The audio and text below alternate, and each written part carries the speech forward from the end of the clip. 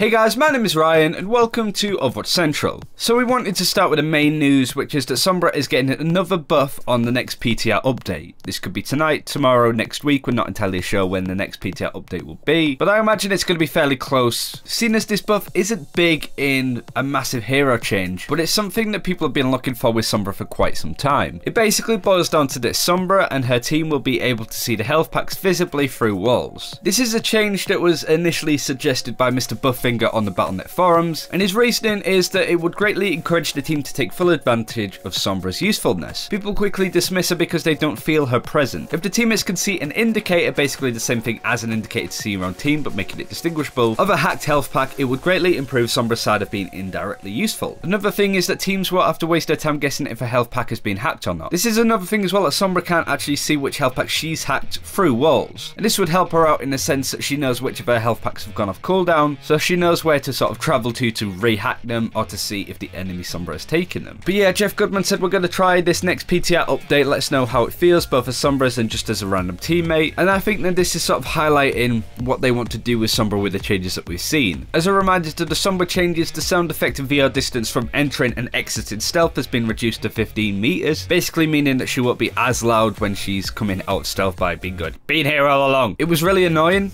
It was easy to sort of see that she was around, and it basically destroyed that aspect of her up close. And also the main one, translocator cooldown reduced from 6 seconds to 4 seconds. Now, as you've seen from the footage, I managed to play it a bit on the PTR with these two changes in particular, and I said before that the translocator cooldown was a bit too much, a bit too overkill, and now that I've actually played it, it's really nice and really fluid actually. It basically cuts down on the time that you're waiting by a hacked health pack waiting to put your translocator down. As you've seen from Cody and a lot of really good Sombra plays at the moment, it's a very in and out play style. You hack a health pack, you put your translocator down, you stealth in, chip in a little bit of damage, try and get some pickoffs. If you don't, translocate out, wait, put your translocator down, stealth in, rinse and repeat until you've got your ult. And it's basically this constant going in, doing a little bit of damage, translocating out, hacking your health pack when it needs to, translocating it down there, stealthing in, going in, rinse and repeat. It's a very straightforward playstyle, but it's very difficult to do, and it relies a lot on your tracking and decision making as well. And tracking is a big thing with Sombra. If you definitely want to practice your tracking, then both Tracer and Sombra are going to be really good at this. But this raises the second question: is Sombra good now? Well, Sombra was always good. It was just this element of her being a troll pick. It was very similar to Bastion in that sense, that people were really frustrated at Sombra because they didn't feel that Sombra was contributing anything at all. It was very easy for Sombra to be able to go and do her own thing the whole match,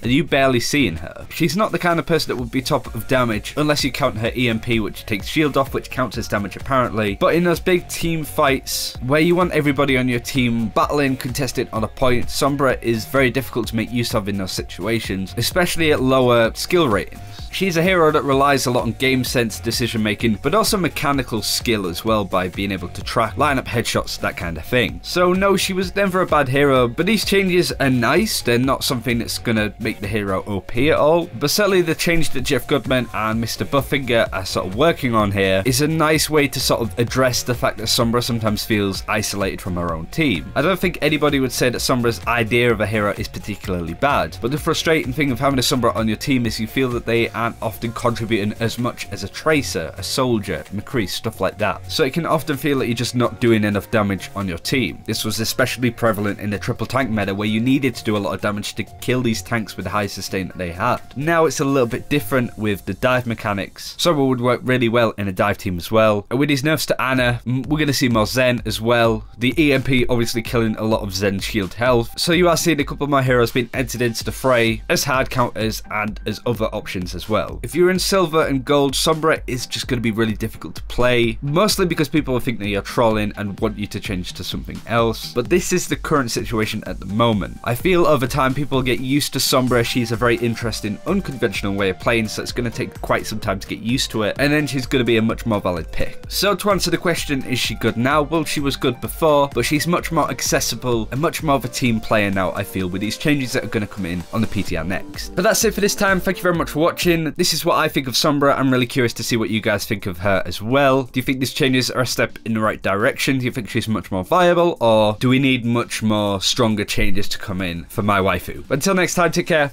We'll see you then.